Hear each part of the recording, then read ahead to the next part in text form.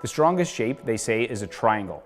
And your business is also a triangle. So there's three parts. There's leads, there's team, and there's systems. And at any given time in your business, there's going to be an area that you need to work on. Spoiler alert, every episode that we film for the $100 million journey is going to be about leads, team, or systems. This episode is all about building a great team.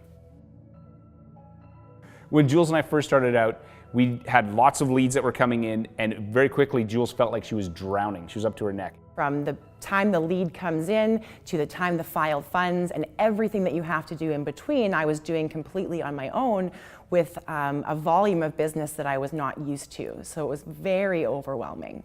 There were some days where I thought about, giving up, like this is, perhaps not what I want to do. I was feeling exhausted and burnt out, and that worried me because I love what I do so much. And she said, I need help, hire me anybody. I just need a basic person who can do paperwork for me. I'm terrible at hiring. I'll literally hire anyone, and Jules is way too busy to do it, so we handed the job off to my executive assistant, Matt. If you're not good at this and your time is too valuable, get someone else to help you and have them do the initial screening, go through the resumes, even an initial interview before you talk to anyone. It will save you a pile of time. So when Scott came to me and said, Matt, we got to find somebody, the first thing I started doing was posting on Indeed and a couple other websites, and you get a lot of resumes that way. Next, what I did was I foolishly just started scheduling interviews, and with Jules. So Jules is sitting there with me, and these people are coming in, and we're having 15, 20-minute interviews, and right from the first minute, I know some of these people aren't going to work, and Jules knows that too. So I completely wasted some of her time. We're 2 weeks in. I'm like, Matt, where's this person? Jules needs help. The trouble is we were trying to find the best person for Jules and her team, but we weren't paying enough to find that quality person. The mistake that I made is we really undervalued these people. We gave them lowball offers, and they ended up taking other jobs, which wasted 2 weeks of our time, and we had to start our search all over again. During this time, Jules was literally working till like 11 o'clock at night, trying to keep all of the balls in the air, and she was like, where is this person that's going to help me? So the second time after I realized that we weren't going to get any of those people that we initially tried to get, we started the process again. Got a lot of resumes in, except I did it differently this time. I wanted to only bring Jules the people that had a very good chance of working with her and her team. So I put them into a funnel. I kind of vetted the resumes, and then I would call the people and talk to them on the phone to get a sense of who they are and whether they'd actually work on the team. If they passed that, I'd be like, hey, why don't you come in for an interview? And I would just personally interview them. With the questions that I had created for the interview, I didn't want to just know what their favorite color was. I wanted to get a sense of who that person was. So I asked a bunch of weird questions, like, what are you most proud of? And it would kind of throw people off. They weren't classic interview questions, but you could definitely tell whether somebody was being honest with you or just kind of feeding you the line that they wanted you to believe.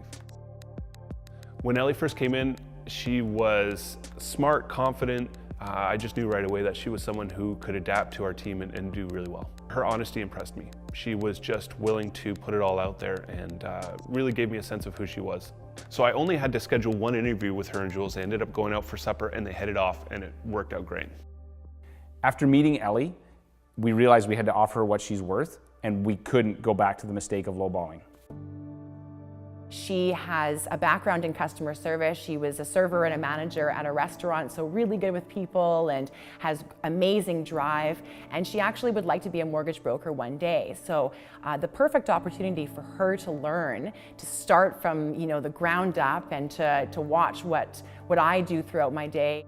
Sometimes I'm doing basic tasks around the office, stocking office supplies, doing some errands for Jules, all the way to being really involved in the client process, working on all the compliance, prepping documents, getting things ready for meetings.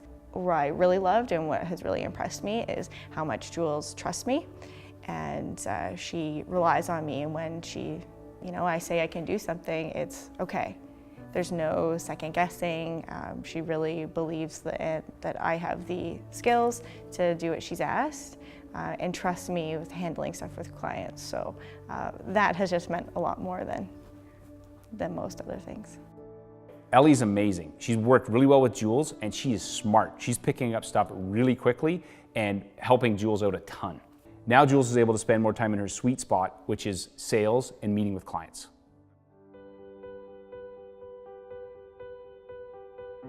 The scariest, worst hire is actually the first one. After the first hire, most people go, oh my gosh, I can't believe how much time I have. Oh my gosh, I can't believe I can actually spend time on stuff that I've been meaning to get to. And so if you're sitting there going, I don't know if I should do this, I'm telling you, you have to learn to let go if you want to be able to grow your mortgage business.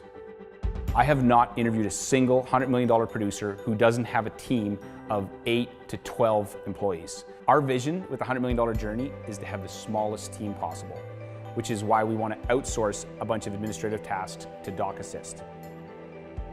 Doc Assist allows us to focus on sales and the client experience because they take care of a whole bunch of the administrative stuff and we don't have to do it in-house. Now that I have a team, I am so much more calm and relaxed, sleeping much better, and have a bit more time to spend with my husband, which he's very happy about. Hey Broker Nation, 3 things we picked up from this episode. First, you're gonna have to build a team. You can't do this business on your own. Second, you have to pay people what they're worth. If you pay peanuts, you get monkeys.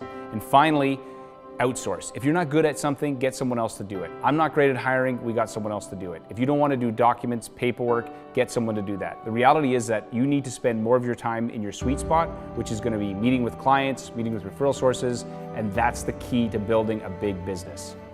If you're curious, the questions that we used in our interviews, we posted them on our website. Follow the link below and you can use them in your business. Thank you so much for watching.